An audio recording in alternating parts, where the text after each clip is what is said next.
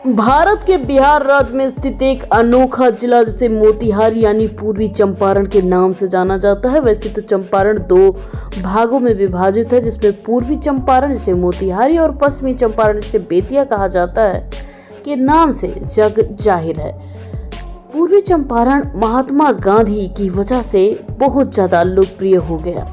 ऐसा कहा जाता है कि पूर्वी चंपारण में ही महात्मा गांधी ने सत्याग्रह आंदोलन और नील की खेती के लिए पूरे चंपारण को अंग्रेजों से आजाद कराया था। इसके साथ ही मोतिहारी में प्रसिद्ध लेखक जॉर्ज ऑरवेल का जन्म भी हुआ था। ये जिला बौद्ध धर्म के लिए भी जाना जाता है।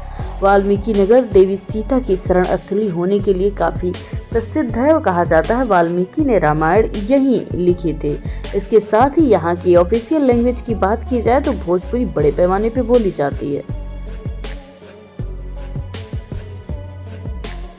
यहीं पर आपको सरैया मान पक्षी विहार देखने को मिलेगा, जहां पर आपको विभिन्न प्रकार के पक्षी देखने को मिल जाएंगे।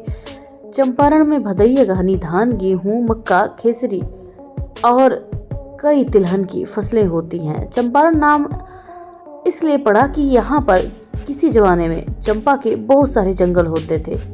चंपा प्लस अरण यानी चंपा के फूल या फिर पेड़ और अरण मीस जंगल, चंपा के जंगल आच्छादित होने की वजह से इसका नाम चंपारण पड़ा।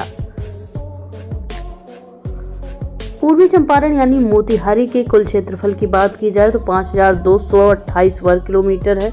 जनसंख्या 39,35,042 है। इसके साथ ही जनघनत्व की बात की जाए तो 753 प्रति वर्ग किलोमीटर में लोग रहते हैं। साक्षरता 50.70% है। लैंगिक दर यानी 1000 पुरुषों पर 909 महिलाएं निवास करती हैं। भारत के बिहार राज्य में स्थित बिहार का पूर्वी चंपारण जिला मोतिहारी में स्थित है। ये बिहार की राजधानी पटना से 152.2 किलोमीटर की दूरी पे स्थित है। इसके साथ ही ये जिला बौद्ध धर्म के पवित्र स्थानों के लिए भी जाना जाता है। कुर्सी की पेटी बांध लीजिए, क्योंकि आज हम जिले का वर्चुअल टूर घर बैठे करने वाले हैं। नंबर 1 पे आता है गांधी स्मारक चंद्रहिया। चंद्रहिया बिहार के पूर्वी चंपारण जिले में स्थित है। चंपारण आंदोलन में चंद्रहिया का विशेष स्थान रहा है। 16 अप्रैल 1917 को गांधी जी जसोलीपट्टी गांव जाते समय इस गांव में रुके थे ताकि किसानों की शिकायत सुन सकें, जिन्हें खाद्यान्न फसलों के बजाय नील की खेती करने के लिए मजबूर किया गया था। गांधी जी को तत्कालीन चंपारण कलेक्टर WB हैकॉक की चेतावनी भी मिली थी, जिससे उन्हें घोड़ा गाड़ी पर सवार एक पुलिस अधिकारी से सीमा को तुरंत छोड़ने का आदेश भी हुआ था। गांधी जी ने उनकी बात मान ली और बैलगाड़ी लेकर मोतिहारी वापस चले गए। हालांकि उन्होंने चंपारण छोड़ने से इनकार कर दिया और 2 दिन बाद अपनी स्थिति स्पष्ट करने के लिए उप विभागीय मजिस्ट्रेट की अदालत में पेश हुए और चंपारण सत्याग्रह शुरू हो गया। नंबर 2 पे आता है सोमेश्वर शिव मंदिर अरेराज। उत्तर बिहार के अरेराज नामक एक पवित्र स्थान मोतिहारी से दक्षिण पश्चिम में पक्की सड़क पर 28 किलोमीटर दूर श्रावण मेला के दौरान पड़ोसी जिलों से नेपाल से भी लाखों लोग प्रसिद्ध सोमेश्वर महादेव मंदिर आते हैं। अरेराज की बस्ती अरेराज उपखंड के प्रशासनिक केंद्र के रूप में विकसित हुई। अगला जो स्थान है इसे लौरिया अरेराज अशोक स्तंभ के नाम से जाना जाता है। अरेराज बेतिया राजमार्ग के बाईं ओर एक भव्य स्तंभ है, जिसे प्रदर्शनी भगवान अशोक ने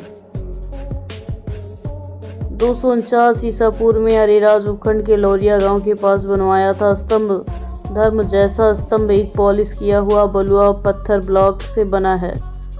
अगला जो स्थान है इसे गांधी मेमोरियल संग्रहालय या फिर गांधी म्यूजियम मोतिहारी के नाम से जाना जाता है। तत्कालीन राज्यपाल D.K. बरूच ने 10 जून 1972 को इस गांधी स्मारक स्तंभ की आधारशिला रखी और श्री विद्याकर कवि नामक एक गांधीवादी ने 18 अप्रैल 1978 को इसे राष्ट्र को समर्पित किया। इस स्मारक को शांति निकेतन के प्रसिद्ध कलाकार श्री नंदलाल बोस ने चंपारण सत्याग्रह के टाइम याद किया था, जो महात्मा गांधी के बेहद करीबी थे। अगला जो स्थान, इसे केसरिया बौद्ध स्तूप के नाम से जाना जाता है। पूर्वी चंपारण में केसरिया में अब तक सबसे बड़ा स्तूप है, जिसे पटना से लगभग 120 किलोमीटर और वैशाली से 30 मील दूर भारत नेपाल सीमा पर बिहार का ऐतिहासिक महत्व दर्शाता हुआ 1998 में भारतीय पुरातत्व सर्वेक्षण दल की खुदाई के बाद इस स्तूप की खोज हुई थी, जो बिहार में सबसे ऊंचे स्तूप में शामिल है। केसरिया स्तूप के संरक्षण के साथ भारत के संरक्षण इतिहास में बहुत बड़ा मोड़ आता है। केसरिया में भगवान बुद्ध ने अपनी अंतिम यात्रा राष्ट्रीय ऊंचाई पर बिताई थी। यहाँ उन्होंने प्रभावशाली घोषणाएं, जिसमें बौद्ध जातक कहानियों में लिखा गया है। केसरिया में बुद्ध घोषणा कि वे पहले चक्रवर्ती राजा के शासक थे। बुद्ध ने फिर उन्हें भिक्षापात्र और लिच्छवियों को वैशाली वापस जाने का निर्देश भी दिया था।